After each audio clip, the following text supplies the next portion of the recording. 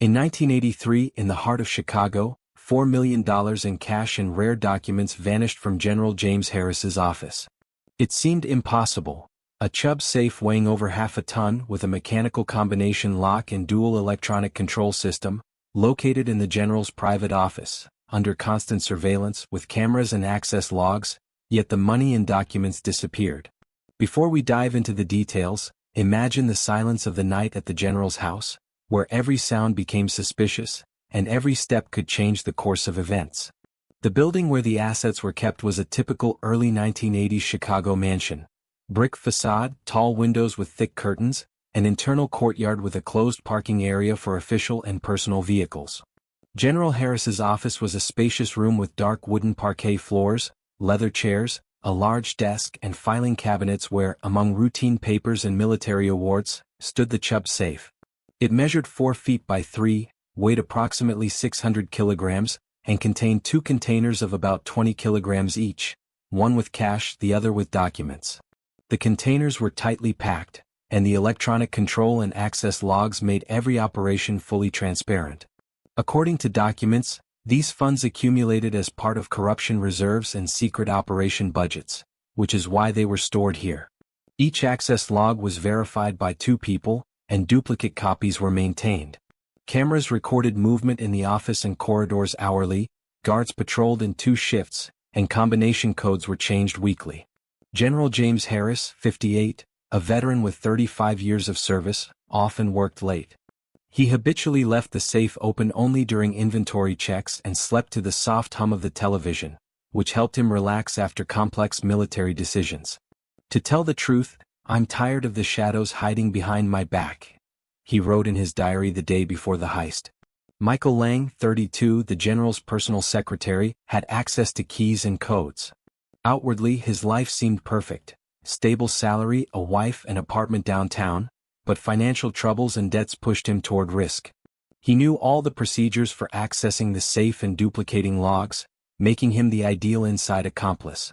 Thomas Lyon Carver, 45, a former military man and criminal authority, organized the operation. His tactical knowledge, honed in special military operations, allowed him to plan every step with clockwork precision. An unexpected witness, retired neighbor Roger Brown, living across the street, was known for his attentiveness. He noticed a vehicle not registered in official records parked near the general's house the night before the robbery. The chronology of the night of the heist unfolded as follows. 2:12, the night guard patrolled the corridor, noticing nothing suspicious. 2:27, Michael entered the code, unlocking the safe under the pretense of a nightly inventory. 2:31, the cash container was removed and prepared for substitution with dummy packages. 2:45, documents were transferred into special bags mimicking the original weight. 3:05, Thomas and Michael carefully moved the containers to the service elevator. Cameras captured blurred images due to lighting adjustments. 3:20, packages were replaced with empty ones. The access log was duplicated and signed by Michael. 3:40, all traces erased, leaving only shadows on camera recordings. The first twist appeared when the neighbor reported the unfamiliar vehicle. The second was in the general's diary, mentioning funds that needed to be hidden. The third occurred when Michael panicked and threw a manuscript containing coordinates into the yard trash. Close-up of the safe, combination code, handwritten notes, map route, the smell of dust from the furniture, the faint smoke of an old ashtray on the desk, the ticking of the old clock, all created a tense atmosphere. Chicago in 1983 was tense. Fear and corruption were felt even in the private homes of generals. No one heard. No one saw. And yet the safe opened. The climactic twist ending part 1. On the morning road near the general's house, an anonymous envelope was found. Inside, a sheet with coordinates and codes signed only with the initials LC, a hint toward Thomas Lyon Carver and a signal that the story was only beginning. The morning after the heist, the city of Chicago awoke unaware of the magnitude of the theft that had just occurred. $4 million in cash and rare documents had vanished from General Harris's office, and the investigation began almost immediately. The FBI received an alert at 7:15 from the general's security team after discovering the empty safe. Agents arrived within the hour, cordoning off the mansion, interviewing staff and photographing every corner. The first step was to reconstruct the timeline, reviewing security tapes and access logs. Despite the cameras, the images from 2 to 3:45 were blurry, distorted by intentional adjustments to the lighting and a brief power surge, a detail the investigators would later identify as suspicious.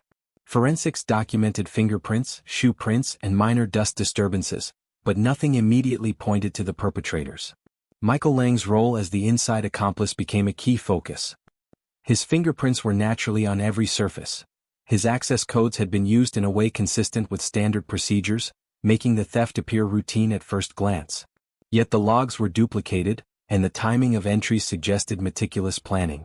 Agents discovered minor inconsistencies in the journal entries, dates slightly misaligned, signatures a fraction off in pressure and stroke, evidence of tampering. Interviews with guards revealed no overt negligence, but one commented, "I could swear I saw someone near the elevator just before my shift started, but it was probably a shadow." This subtle hesitation would later gain significance. Thomas Carver's military background explained the precision of the operation. Investigators noted the placement of the dummy packages, the methodical transfer of cash and documents, and the flawless use of service elevators and parking routes. His expertise in timing and logistics minimized exposure, allowing him and Michael to execute the heist without leaving an immediate trace.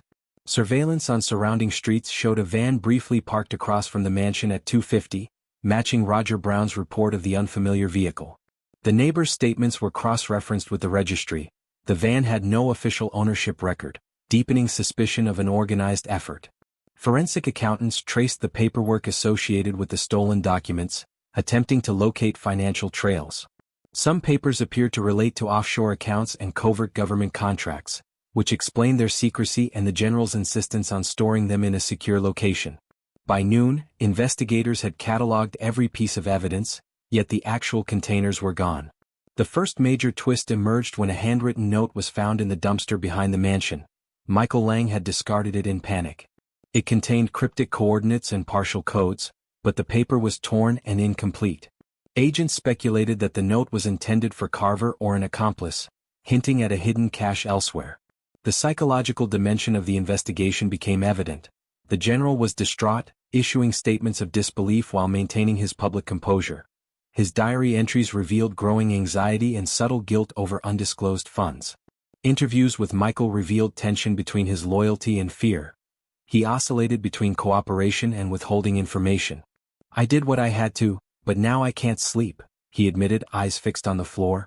Roger Brown, the neighbor, became more involved as investigators realized his early observations were crucial. His precise timing, the license plate partial he recorded, and the vehicle's unusual characteristics provided a breakthrough in mapping escape routes. Meanwhile, the agents analyzed all possible avenues of escape. The suspects had likely used the city's sewer system, underground service tunnels, and minor airfields for small aircraft, reflecting the logistical sophistication of the operation. By mid-afternoon, surveillance footage from a nearby parking garage revealed a van leaving the area between 3:50 and 4:10. The images were grainy, but they captured the outline of two individuals matching the height and gait of Carver and Lang. The FBI cross-referenced military and criminal databases, noting Carver's previous involvement in tactical operations and Lang's employment history, solidifying their primary suspect profiles. The second twist arose when investigators discovered a minor discrepancy in the vault's electronic system. A subtle alteration in the dual authentication logs suggested an internal override, confirming insider involvement. This, combined with the partial coordinates from the discarded note, indicated that the stolen assets were temporarily stored within an urban complex unknown to authorities. By evening, the investigative team mapped potential drop-off points, underground networks, and secondary safe houses. Psychological profiling became a crucial tool. The agents hypothesized that Carver, driven by risk-taking tendencies and familiarity with military precision, relied on Lang's anxiety and technical access to manipulate the operation. The team also considered the possibility of a third-party lookout or facilitator, noting the van's appearance and the untraceable route. The third twist came in the form of a flash drive found in a public trash bin several blocks from the mansion. It contained encrypted data including coordinates, schematics of the safe and financial ledgers, all linked back to Carver and Lang. Analysts began a painstaking decryption process, revealing hints of multiple hidden caches within the city. Social dynamics among the suspects played a critical role. Lang's growing remorse conflicted with Carver's calculated detachment, creating tension that investigators anticipated might result in errors or leaks. The first 24 hours concluded with mounting evidence but no physical recovery of the stolen cash or documents. Agents, accountants, and forensic experts collaborated to predict movement patterns, likely storage sites, and the psychological state of the perpetrators. Nightfall over Chicago brought a chilling realization. Sophisticated planning, insider knowledge, and methodical execution had enabled one of the most audacious heists in recent history. The final twist for Part 2.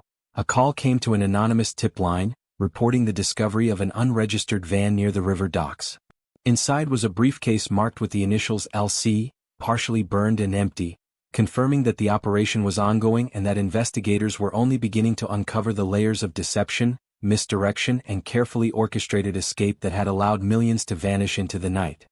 Weeks turned into months after the heist, and the city of Chicago remained tense, with $4 million in rare documents still unaccounted for.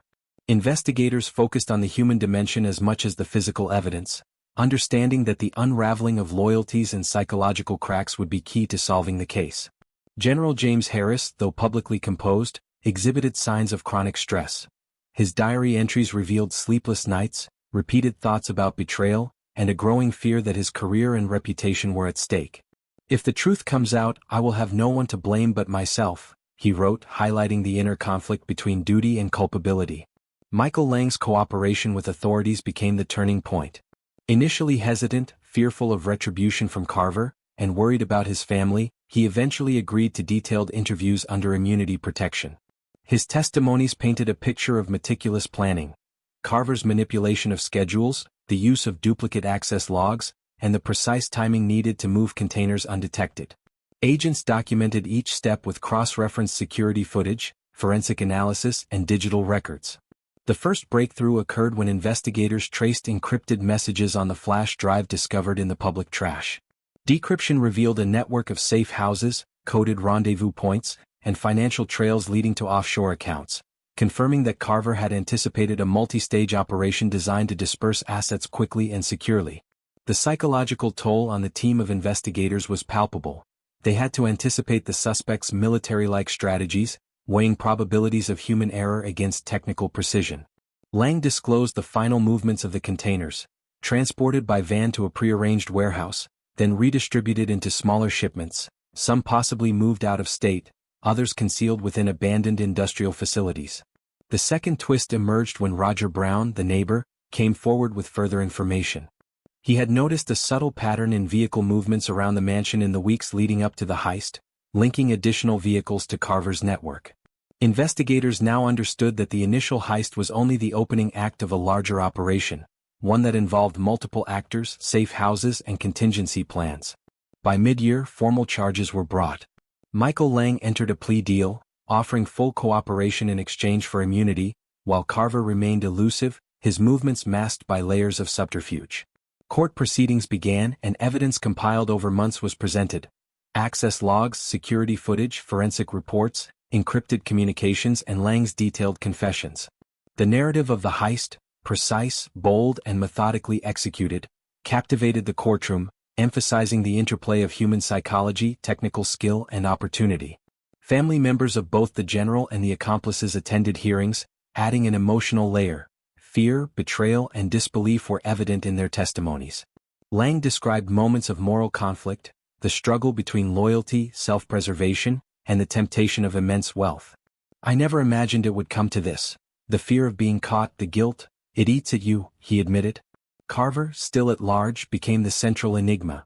His absence created a lingering tension, and investigators speculated on whether he had vanished with part of the stolen assets or was orchestrating additional schemes from the shadows. A third twist arose when financial analysts discovered partial transfers into accounts linked to shell corporations, indicating that portions of the $4 million might have been laundered through legitimate businesses, complicating recovery efforts. The trial, broadcast partially in the media, emphasized procedural precision, human error, and the ethical dilemmas inherent in loyalty and betrayal. Witnesses recounted subtle irregularities, misplaced keys, slight deviations in guard routines, and incongruities in internal reports, all of which contributed to the success of the heist. Ultimately, Lang's cooperation led to partial recovery of funds, though a significant portion remained missing. Carver's whereabouts were never confirmed, creating a final layer of mystery and underscoring the audacity of his planning. As the trial concluded, sentences were handed down. Lang received leniency for cooperation, while associates connected to smaller aspects of the operation faced standard criminal penalties. The general, though exonerated legally, carried a permanent shadow of suspicion over his reputation and personal life. The moral implications remained unresolved. Loyalty, greed, and the human capacity for deception were starkly on display. The final twist, almost cinematic in nature, arrived months later when a letter arrived at the FBI office, unsigned, containing coordinates and cryptic references to Carver's location and a partial ledger. While authorities could not confirm its authenticity, the implication was clear.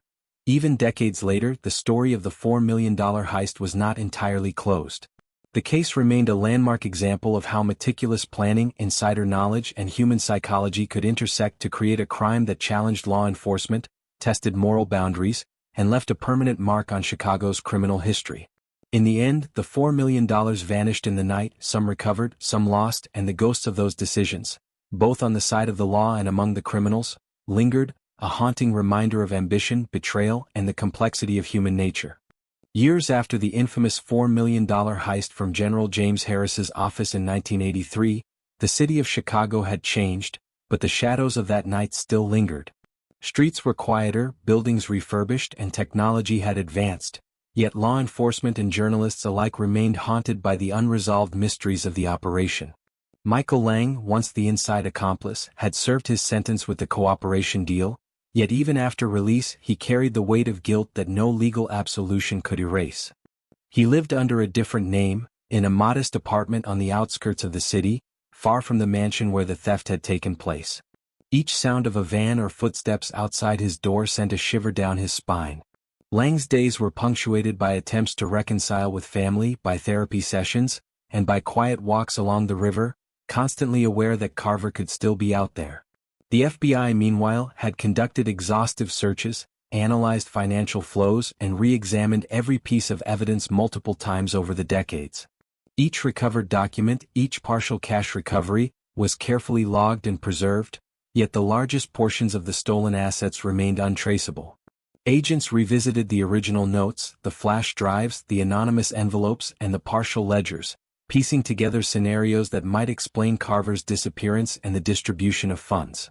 Some believed he had escaped overseas, exploiting the limited tracking technologies of the 1980s and early 1990s. Others hypothesized he had hidden within the urban networks he had once known intimately, moving with the shadows, observing and waiting. Investigative journalists dug deep into the story, interviewing former law enforcement officers, neighbors, and experts in criminal psychology. They reconstructed the night of the heist with painstaking detail, the way the Chubb safe had been manipulated, the methodical movement of containers, the substitution of packages, the duplicated logs, and the faint traces of fingerprints left by Lang and, potentially, Carver. Archival footage, photographs, and recreations were used to illustrate the precision and audacity of the operation. The psychological component remained a critical focus. The FBI's behavioral analysis highlighted the calculated risk-taking, the reliance on human error, and the exploitation of routine procedures that allowed the heist to succeed. Lang had acted out of fear and financial desperation, Carver out of ambition and tactical brilliance, and both had exploited the weaknesses of a rigid, hierarchical system. Over time, rumors and unverified leads trickled in. Some suggested that Carver had died abroad, others that he had retired in luxury under a false identity, the remaining stolen cash fueling a quiet life away from the law. Certain encrypted messages, traced years later through digital archives, hinted at caches of money hidden in abandoned warehouses, underground tunnels, and industrial buildings, yet no physical recovery had been confirmed. Lang occasionally received letters from anonymous sources, coordinates, cryptic notes, or simply the initials LC, a reminder that the mastermind behind the operation was still an intangible presence in the city's landscape. General Harris, now elderly and long retired, lived quietly but never fully escaped the shadow of the theft. Though he was exonerated legally, whispers of missing funds and questions about insider collusion remained in circulation. He maintained diaries, reflections on trust, and regrets about how easily human frailty could be exploited, often remarking to his grandchildren, Even those who guard the truth can be deceived by those they trust most. In law enforcement circles, the case became a textbook example of a perfect crime in the context of human psychology, security protocols, and operational planning. Investigators trained new recruits using the heist as a scenario for risk assessment, emphasizing vigilance, redundancy in security, and the importance of accounting for human variables. Over decades, documentaries, books, and investigative podcasts revisited the event, each time shedding light on overlooked details. A fleeting shadow on a parking lot camera, a slightly misaligned signature in a security log, or a torn scrap of paper that might have held a critical clue. Each revisit, each interview kept the story alive, illustrating the intersection of opportunity, greed, and human complexity. The epilogue twist revealed that a portion of the stolen assets, though never officially recovered, had resurfaced indirectly in the form of charitable donations, discreet investments, and anonymous funding of civic projects. The trail suggested that Carver, perhaps, had been motivated not solely by personal gain but by an intricate plan to redistribute wealth in a way only he could orchestrate, leaving investigators and historians debating his motives decades later. Lang, living in quiet seclusion, occasionally reflected on the moral implications. The thrill of the plan, the fear of exposure, the remorse for betrayal, and the haunting knowledge that a single night had irrevocably changed the lives of many, law enforcement, the general, innocent bystanders, and themselves. In interviews conducted late in life, he admitted, "It wasn't the money that scared me the most. It was knowing how easily trust could be broken, how simple steps could unravel everything you thought was secure." Carver's identity, his final movements, and the ultimate location of the largest share of the stolen funds remained unresolved, a ghost lingering over the city of Chicago. Researchers, journalists, and former agents still speculated, tracing patterns in old ledgers, maps, and notes, seeking any fragment that could illuminate the final truth. The epilogue closes with a haunting image, a half-burned briefcase, marked only with LC, discovered in an abandoned warehouse decades later, containing remnants of the stolen cash and fragments of documents, suggesting that even after all the investigations, a part of the heist's mystery endured. The $4 million heist of 1983 had, in effect, become a legend, a case study of meticulous planning, audacious execution, human psychology, and the enduring question of justice and morality. The story was far from over. It continued to live in the files, the diaries, and the city itself, a reminder that even in a world of laws and order, some shadows refuse to be captured.